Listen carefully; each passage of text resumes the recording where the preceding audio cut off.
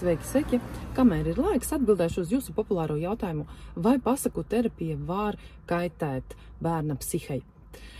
Man gribētos pārfrāzēt, vai pasaka var kaitēt, un tad es teiktu jā. Pasaku terapija var būt neefektīvā. Pateikšu, kāpēc. Par pasakām vispirms. Skatieties, ja pasakās ir vārdarbība, ja pasakās ir necieņa pret dabu, pret cilvēkiem, pret dzīvniekiem, pret visu dzīvo, tad, protams, tā ietekmēs uz bērnu negatīvi, ja, un tāpēc mēs izmantojam tautu pasakas, tur, kur tās bailes parādītas, tur, kur sliktā rīcība parādīta ekoloģiskā veidā, un tur ir parādītas cēloņu un seku sakarības, ja, kas notiek, ja tu uzvedies tā, kas notiek, ja tu dari slikti, kas notiek, ja tu melo, kas notiek, ja tu nozodz, un tādā garā. Ja jūs sacerat paši savu pasaku, tad, protams, tajā nedrīkst būt vardarbībā.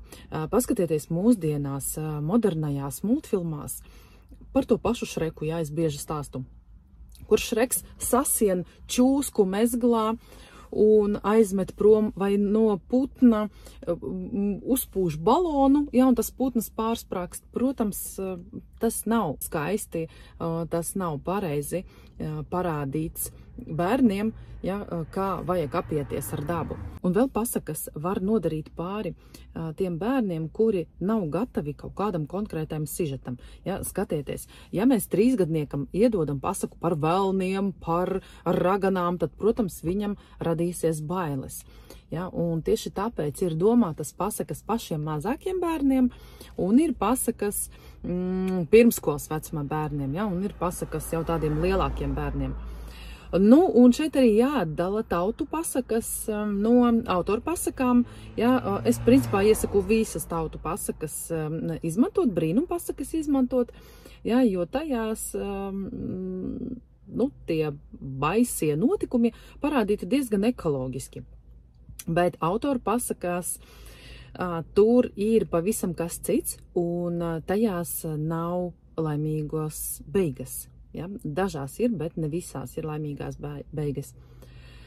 Un par pasaku terapiju, kāpēc tā mēdz būt neefektīva, nevis nodarīs pāri, bet nebūs efekts.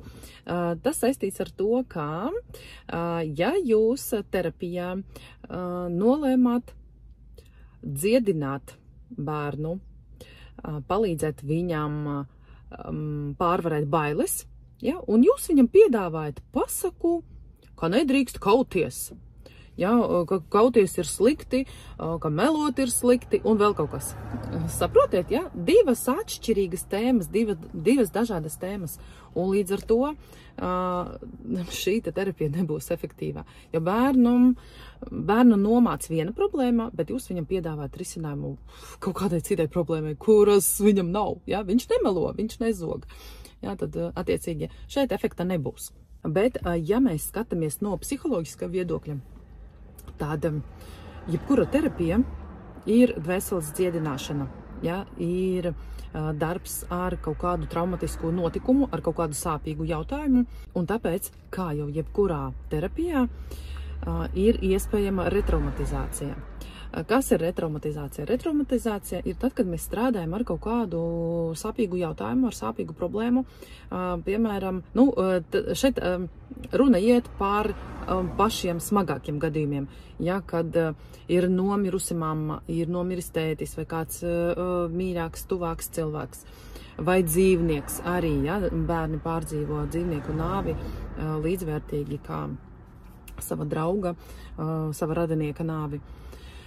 Vai notika kaut kāda šķiršanās, vai seksuālā vardarbība pret šo bērnu. Ja? Un tātad, ja jūs pasaku terapijā runāsiet par tiešo, jautāsiet, pastāsti, kas tev notika, kāpēc tā notika, ja? Un tā tālāk, ja jūs grimsiet tajā viņa sāpīgajā jautājumā, ja, tad ir iespēja, ka notiks arī traumatizācija, ja, ka šī te trauma pacelsies. Iespējams, tas bērns jau ir mazliet piemirsis, ja, un jūs to atkal ceļat gaisā, un viņš atkal pārdzīvo šo te situāciju atkal un atkal, nevar tikt galā ar to, ja, un tad tur jāskatās ļoti, ļoti uzmanīgi, ļoti, ļoti saudzīgi, tur jāizmanto speciālās metodes, ja, kur mēs nevis patiešo uzdodam jautājumus, bet caur smilšu terapiju, caur pasakām, maigi, ļoti ekoloģiski, ja, ļoti, ļoti saudzīgi. Nu, lūk, bet kopumā pasaku terapija, ja tā ir gramatiski organizēta, pareizi soli pa solim, tā kā mēs mācāmies mūsu lielajā pasaku terapijas kursā, tad, protams, tā nekādu ļaunumu nespēja nodarīt pāri. Tā tikai palīdzēs bērniem pārvarēt savas bailes, pārvarēt savu nedrošības sajūtu, pārvarēt kautrīgumu un citas bērnu problēmas.